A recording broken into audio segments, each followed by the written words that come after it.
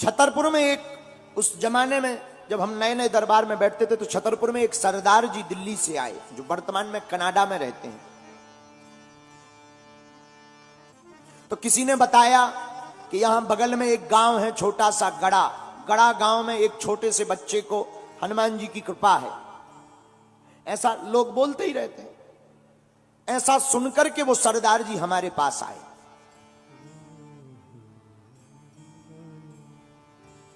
हम दरबार में बैठे हुए थे, 40-50 लोग बैठे थे। 10-12 पर्चा बनने के बाद हमने सरदार जी को बुलाया, आइए आपकी अर्जी स्वीकार है। सन्यासी बाबा की प्रेरणा से, हमारी तो कोई प्रेरणा होती नहीं, हम तो आपके जैसे साधारण इंसान हैं। गुरुदेव की प्रेरणा, श्री सन्यासी बाबा की प्रेरणा से, आइए आपकी अर्जी स्वीकार है। वो आए, आकर बैठ गए। हमने पर्चा बनाया, हमने कहा बताइए क्या बात है, क्या पूछने आए। जैसा सब लोग बोलते हैं, आप तो सब जानते हैं, हमने सुना आप मन की बात बता देते, आप बताओ। हमने कहा नहीं नहीं, हम नहीं जानते, जानते तो बालाजी हैं, हम तो लिख देते हैं और भगवान की कृपा से वो सत्य निकल आता है। तो उन्होंने कहा महाराज जी अगर आप लिख देते हैं तो हमारे कोई संतान नहीं है, आपका क्या कहना है। ऐसा बोला, एक एक शब्द हमें याद है, आपका क्या कहना। हमने पर्चा पढ़वाया, हमने कहा पढ़िए, आप संतान की कामना लेकर आए हैं, कोई संतति नहीं है, हो जाएगी आशीर्वाद। लेकिन व्यक्ति को यह सुनकर प्रसन्नता होती है, उस आदमी को नहीं। तो हम थोड़ा चौंके, हमने कहा क्या बात है, बात गलत है क्या। बोले नहीं बात तो ठीक है, लेकिन आपको ज्ञान बिल्कुल भी नहीं है, ठन ठन गोपाला है। ऐसा बोले सीधा। हमें बड़ा बुरा लगा, पहली बार किसी ने हमारी बेइज्जती की होगी। पसीना आ गया। हमने कहा आखिर ऐसी क्यों। बोले आप नहीं जानते, बेफिजूली का ढोंग घुमाए घूम रहे हो, पैसा कमाने के ढंग है, केवल बातें लिख पर पाते हो। हमने कहा अब भगवान जाने। हमने कहा भाई कारण बताओ। बोले पंडित जी आपने कहा कि जाओ संतान हो जाएगी। संतान कैसे होगी, हमारी पत्नी का तो ऑपरेशन हो चुका है गर्भाशय का, बच्चादानी का। अगर आप जानते होते तो ये भी देख लेते, और आपने तो आशीर्वाद ठोक दिया। हमें भी बड़ा बुरा लगा। मन ही मन हम सन्यासी बाबा को बड़ा ध्यान करें कि तुमने बताया क्यों नहीं, बता देना था कि ऐसी ऐसी बात, डिटेल दे देते। इतना बताया, डिटेल और दे देते। अच्छा कई बार ऐसे मुसीबतों के टाइम पर कनेक्शन कट जाता है। मन ही मन बड़ी पीड़ा हुई। अब 60-70 लोग सामने बैठे थे तो फिर और पसीना आया कि नाक कट ही गई आज। लेकिन तब तक पता नहीं, हमें तो ध्यान नहीं है।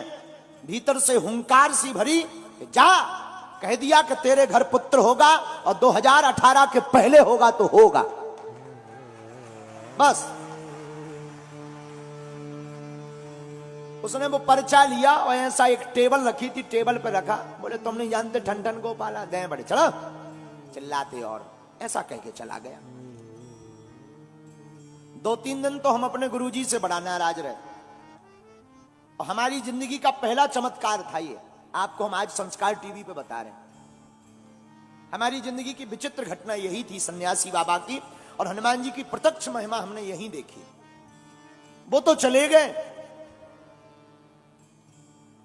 सन 2015-16 की है, इतना स्मरण नहीं, अब तो लंबा हो गया। वो लगभग 8-10 महीने बाद कोई दंडवत करता हुआ आया। उस वक्त हमारा दरबार शनिवार मंगलवार लगने लगा था, तो शनिवार के दिन कोई दंडवत करता हुआ आया। तो हमें सेवादारों ने बताया कि कोई इतनी तपती दोपहरी में दंडवत करता हुआ आया है। हमने कहा आने दो, आते ही रहते हैं, मिलवा देना। झोपड़ी बनी थी तब, कमरा भी नहीं था बागेश्वर धाम पर। हम झोपड़ी में तखत के ऊपर बैठे, सामने बागेश्वर बालाजी का चित्र, ऊपर छोटे से मंदिर में हनुमान जी का स्थान था पहले, जहां बागेश्वर धाम में। हम बैठे बैठे हम दरबार लगाए थे, वही रोज का क्रम चल रहा था। बात आई गई हो गई थी, 8 महीने पहले बात कही थी, हमें तो ध्यान नहीं था। गुरुजी ने जो कहा हो, तो बात आई गई हो गई। गुरुजी ने बाद में हमें समझाया बुझाया कि तुम टेंशन मत लो, गुरु की आज्ञा हमने मान ली थी। बात आई गई हो गई थी, हम ध्यान भी भूल गए थे।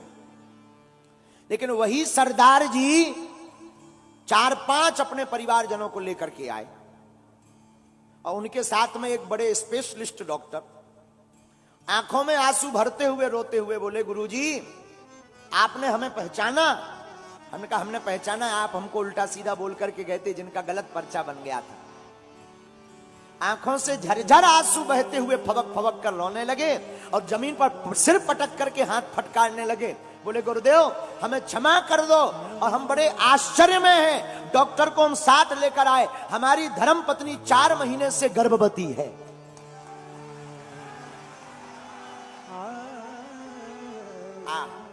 हमारी भी आंखों से झरझर आंसू बह गए, आंखें हमारी खूब डबडबा गई और हमने खूब सन्यासी बाबा की जोर से कांपते हुए जयकारा लगाई कि धन्य है वीर बजरंगबली, आज तुमने इस गद्दी की और संत महिमा की लाज रख दी।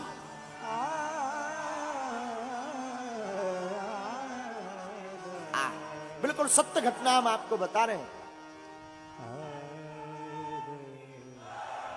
महाराज जी, वो डॉक्टर जो आए थे वो बोले, महाराज जी ऐसा संभव है?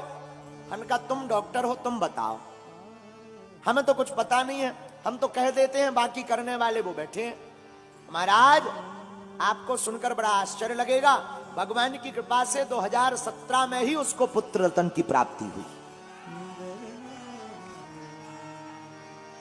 और हमें आज भी हमारे नाम पर कुछ भी नहीं है, लेकिन एक मोटरसाइकिल आज भी हमारे नाम पर है, आई स्मार्ट गाड़ी, और हमें अपनी जिंदगी का पहला दान आई स्मार्ट गाड़ी के रूप में मिला था। एक ही गाड़ी हमारे नाम है, बाकी हमारी कुछ है नहीं, सब चेला चपाटों की है। एक गाड़ी हमारे नाम है आई स्मार्ट, वो उसके पुत्र होने पर उसने अपनी तरफ से हमें दी थी। आज उनका बालक 5-6 साल 7 साल का हो गया है, कनाडा में रहता है और भगवान की कृपा से खूब जय जयकार है।